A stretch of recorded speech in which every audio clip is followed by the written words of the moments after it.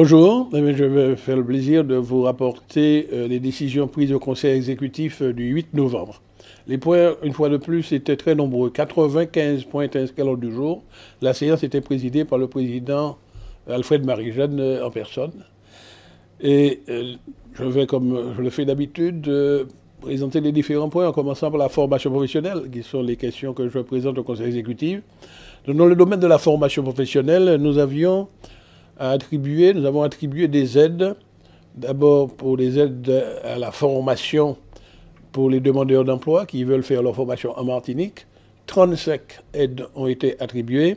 Dans le domaine de la validation des acquis de l'expérience, nous avons attribué de l'aide à 2 chômeurs qui veulent transformer leur expérience en diplôme. Dans l'aide de la formation également pour des salariés de la fonction publique, nous avons attribué à 2 salariés de la fonction publique des aides en complément de ce que donne leur employeur. Nous avions eu aussi à examiner des aides à la mobilité, formation mobilité en France, que nous faisons sur la base d'une convention passée avec la DOM. Donc nous avons donné l'accord pour 11 dossiers. Et toujours dans la fonction des formations en mobilité, mais là hors de France, un dossier vers le Canada, un autre vers la Belgique, auquel nous avons donné des aides.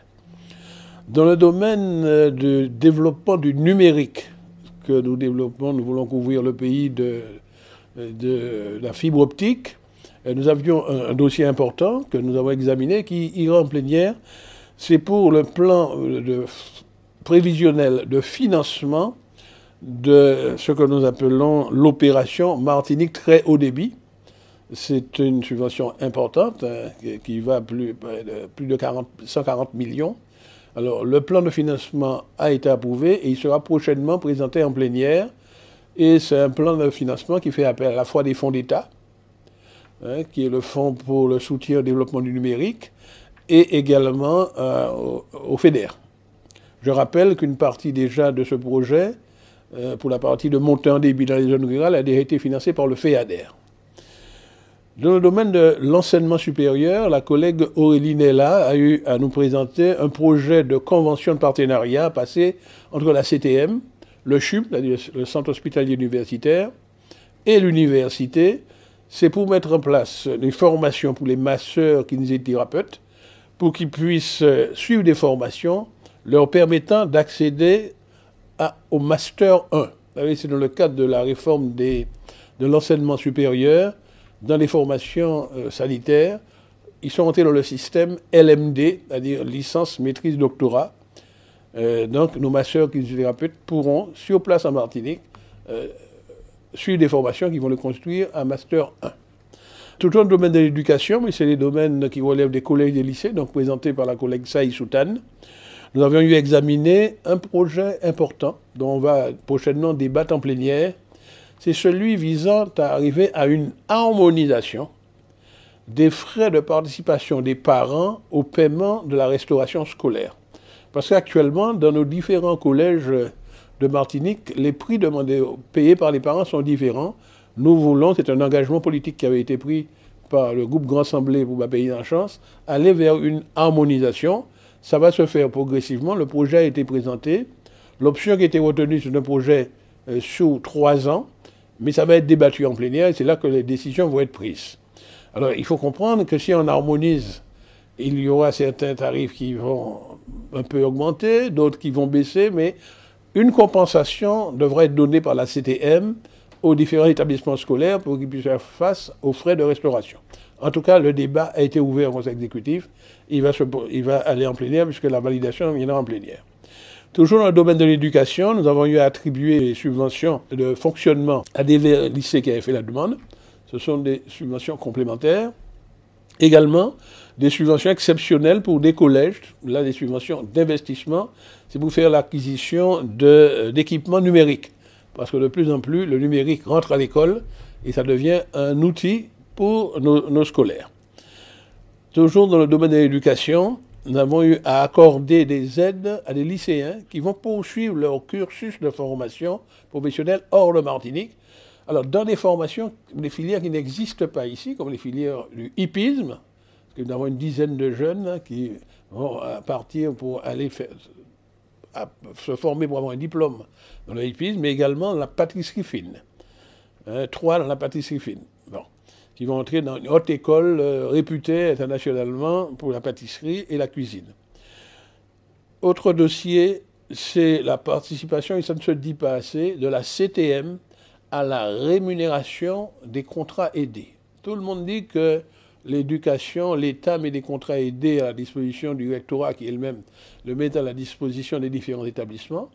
Mais ce qu'on omet de dire, c'est que ces contrats aidés de l'État sont financés à 50% par l'État. Et il faut trouver le complément pour payer le salaire, au moins au SMIC. Et c'est la CTM qui donne aux différents établissements ce complément nécessaire au paiement de tous les contrats aidés qui sont à la fois dans les lycées et dans les collèges. Donc, c'est un effort que fait la collectivité pour créer des emplois dans les établissements scolaires pour le personnel auxiliaire, parce que si on se contentait des dotations de l'État, on n'aurait pas pu les payer. Également, toujours dans le domaine de l'éducation, c'est dans les établissements privés, nous avons accordé une aide exceptionnelle à la MEP pour les équipements, et également à la maison familiale rurale d'éducation et d'orientation du Monde Rouge. C'est pour l'aider à financer des formations de bac pro, voire jusqu'à BTS. Bien, c'est un établissement qui récupère des élèves qui sont en décrochage et arrive à les remettre, leur donner le goût à l'effort et les conduire au succès. Donc, nous avons décidé donc, de soutenir ces actions-là en donnant un financement. Alors, nous avions de nombreux dossiers dans le secteur social qui ont été présentés par le collègue Francis Carole. C'est ainsi que nous avons attribué à 51 familles des aides, des secours exceptionnels sur les familles en précarité, en grande difficulté. Ce sont des aides exceptionnelles qui sont attribuées après enquête des assistantes sociales. Donc là, nous avons eu à traiter 51 dossiers. Également, toujours dans le domaine social, nous avons attribué une subvention à la Caisse d'action sociale, le CCAS du Lorrain. C'est pour une action intitulée Chantier loisirs jeunes, menée par le CCAS, sur lequel nous avons donné des financements. Également, nous avions eu à examiner des dossiers portés par plusieurs entreprises d'insertion, et 14 précisément, et ces aides vont permettre à ces 14 entreprises d'insertion qui mènent des chantiers d'insertion de mettre au travail, écoutez bien, 118 bénéficiaires du RSA, leur donner un emploi pendant la durée du chantier d'insertion. 118. Donc ça fait une aide conséquente pour permettre à ces chantiers d'insertion de se développer. Nous avons eu à examiner également, mais c'est un dossier qui devra aller en plénière, les dotations à attribuer à l'ensemble des CCAS des communes. 34 CCAS, c'est-à-dire c'est des centres communaux d'action sociale, que nous leur donnons une aide au titre du remboursement des frais liés à la constitution des dossiers d'aide sociale. Parce que les CCAS aident les personnes nécessiteuses à monter leur dossier pour avoir de l'aide sociale. Et pour cela, la CTM donne une compensation au CCAS. Bien, c'est vrai, nous avions pris quelques retards, puisque là, ce que nous avons examiné, c'est les dotations pour 2017, avec l'engagement de faire mieux la prochaine fois. C'est-à-dire d'aller un peu plus vite. De même, nous avons eu à attribuer des subventions à des assistantes maternelles. 5, ce sont des subventions en investissement. Les assistantes maternelles, ce sont des personnes qui ont reçu l'agrément de la CTM pour accueillir dans leur centre, soit à leur domicile ou dans un centre qu'ils ont accueilli, des jeunes enfants. Hein, entre, évidemment, les bébés jusqu'à arriver à 3 ans, avant qu'ils aillent à l'école maternelle. Donc, mais nous leur donnons des aides pour pouvoir avoir des équipements pour ces enfants-là. De même que nous avons eu à accorder des subventions aux structures non municipales d'accueil, donc les crèches non municipales. Eh bien, nous avons dénombré 4 qui ont reçu de l'aide, ce qui représente, à ces 4 centres, représente une capacité d'accueil de 175 enfants de moins de 6 ans. Donc c'est une dotation au titre de l'année 2018. Et puis, toujours dans le domaine social, mais cela concerne les enfants confiés à l'aide sociale à l'enfance, donc ces enfants qui sont placés, où un peu le président de la CTM leur sert de père. Alors, il est traditionnel et d'usage qu'à la fin de l'année, on organise un arbre de Noël. Donc, ce projet a été présenté par le collègue Francis Carole et la date sera très prochainement fixée vers la mi-décembre, un peu avant Noël, pour que ces enfants puissent bénéficier d'un arbre de Noël, bien avec tout ça que ça comporte. Maintenant, dans le domaine de logement, des dossiers toujours présentés par le collègue Francis Carole, nous avons eu à examiner des aides à l'amélioration de l'habitat. Les dossiers étaient nombreux, puisque nous avons attribué pour 69 ménages défavorisés, donc les familles défavorisées, qui ont reçu une aide pour améliorer leur habitat. 69. Et toujours dans le domaine de l'aide, mais là, c'est des aides accordées à des familles qui veulent construire leur maison. Nous avons vérifié que ces maisons s'étaient construites sous les critères de construction durable, donc à la fois anticyclonique et parasismique. Et donc nous avons attribué à 5 familles une aide pour construire le logement. Alors dans le domaine de la santé, il y avait un dossier qui était présenté par le collègue Francis Carole. Et il s'agit de l'organisation d'un colloque international sur la démoustication. Ça doit se faire en décembre 2018. Alors c'est un domaine dans lequel le Conseil général, plus maintenant la CTM, a une expérience. Et nous souhaitons un colloque international pour échanger avec des autres scientifiques, parce que les moustiques, et la Aedes aegypti en particulier, est un vecteur qui transmet des maladies comme le chikungunya, comme le Zika, ou la dengue, etc. Et donc ce colloque-là pourra permettre aux chercheurs qui travaillent là-dessus d'échanger. Et c'est pour cela que la CTM a souhaité pouvoir financer cette affaire-là. Maintenant, dans le domaine du développement économique, alors, les rapports sont présentés par la collègue Marinette Torpille. Là aussi, les dossiers étaient assez nombreux. Nous avons attribué des aides à 4 entreprises, mais ce sont des aides pour la création d'emplois. Chacune de ces entreprises ont créé un emploi, donc avec 4 emplois qui vont être financés. Un emploi de senior de plus de 50 ans, un emploi pour la création d'un emploi de chef d'entreprise et 2 autres emplois. Toujours dans le domaine des entreprises, nous avons porté une aide à la création de 4 très petites entreprises, donc 4 entreprises nouvellement créées. Également, nous avons attribué une aide à un porteur de projet qui veut reprendre une entreprise existante, donc une aide à la reprise d'entreprise. Et puis nous avons examiné une série de dossiers, 4, au titre des actions collectives dans le domaine économique. Et nous avons donc attribué des aides à une première action menée par la CCIM. C'est pour une action appelée les rendez-vous de l'international pour 2018. Une aide aussi à un groupement d'artisans d'art de Martinique qui avait organisé un salon, le salon Martinique Zantart, en 2017. Donc nous avons attribué une aide pour les aider à financer ce salon qui a déjà été réalisé. Également, nous avons attribué une aide à une association, le collectif de coopération et d'export de Martinique. C'est pour leur participation à 2 grandes manifestations dans le cadre des missions collectives de coopération qui se sont tenues en Floride du Sud, c'est-à-dire aux USA. Et puis, la CTM fait partie d'une action portée par une association qui s'appelle Big Up for Startup. Donc, nous participons au financement pour l'organisation d'événements liés à l'économie numérique. Alors, c'est une action qui est portée par cette association et nous participons au financement et ça va se tenir bientôt. Dans le domaine du tourisme, il y a un dossier qui a été présenté par le collègue Miguel Laventure. C'est le financement de la transformation d'une association qui s'appelle Zilea, qui était jusqu'à présent le club des professionnels du tourisme en Martinique et qui va se transformer en cluster tourisme en Martinique. Et nous avons décidé de soutenir ces actions-là. Dans le domaine de l'aménagement du territoire, le président Marie-Jeanne nous a présenté un projet de convention pour la mise en œuvre d'un projet de territoire sur le Nord Caraïbe. Alors c'est une proposition que le président Marie-Jeanne avait faite à l'ensemble des maires, une dizaine de maires du Nord Caraïbe, lors d'une réunion qui s'est tenue en mairie de Saint-Pierre il y a quelque temps.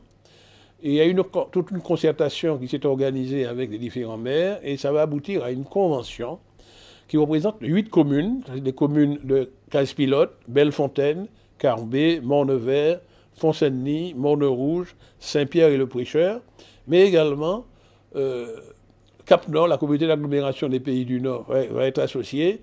C'est pour mettre en place un projet de territoire Ça va être débattu en plénière et c'est l'Assemblée plénière qui donnera l'autorisation au président du Conseil exécutif de signer cette convention. En tout cas, nous souhaitons pouvoir le faire assez rapidement en décembre.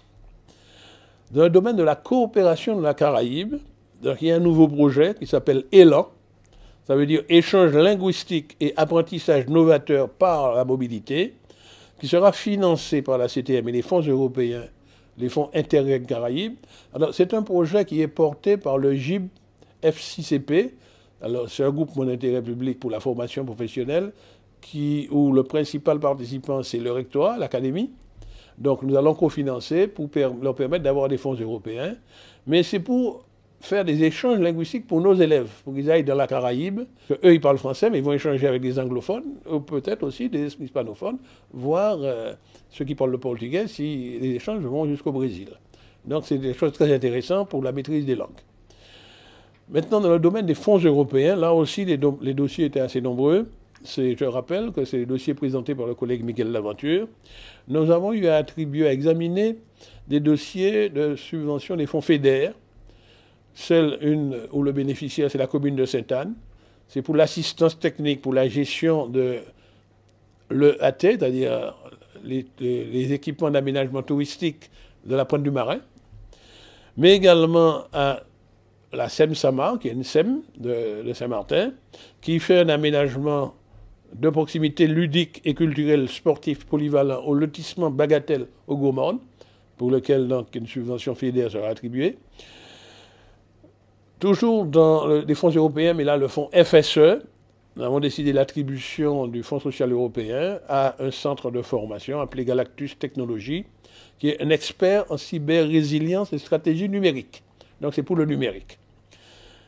Toujours sur les fonds européens, il y a eu plusieurs appels à projets, et ces appels à projets ont permis de sélectionner. Alors, le premier appel à projet portait sur le thème « Valoriser le patrimoine naturel et la biodiversité ». 3 projets ont été retenus par le comité de sélection, donc validés aujourd'hui par le conseil exécutif. Un premier projet porté par le Lamentin, un second projet porté par la ville de Fort-de-France et un troisième projet porté par le parc naturel de Martinique. Donc ces projets vont être constitués et ensuite ils seront financés. Mais ils ont été déjà sélectionnés. Deuxième sélection, un appel à projet, c'est sur du FSE, sur le thème innovation et e-santé, c'est-à-dire santé grâce au numérique. Là, 7 projets ont été sélectionnés. Nous reviendrons ultérieurement sur chacun des projets parce qu'ils vont être définis, montés et ensuite examinés chacun séparément, mais ils ont déjà été présélectionnés.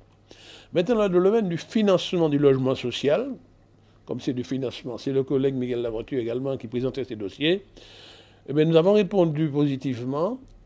En tout cas, nous avons donné un avis favorable parce que ça devra aller devant la plénière, compte tenu des montants en jeu, à des demandes de garantie sollicitées respectivement par la CEMAG, qui est la SEM de Guadeloupe, l'aménagement de Guadeloupe, qui va construire 45 logements au Saint-Esprit, dans le quartier appelé ZAC Avenir.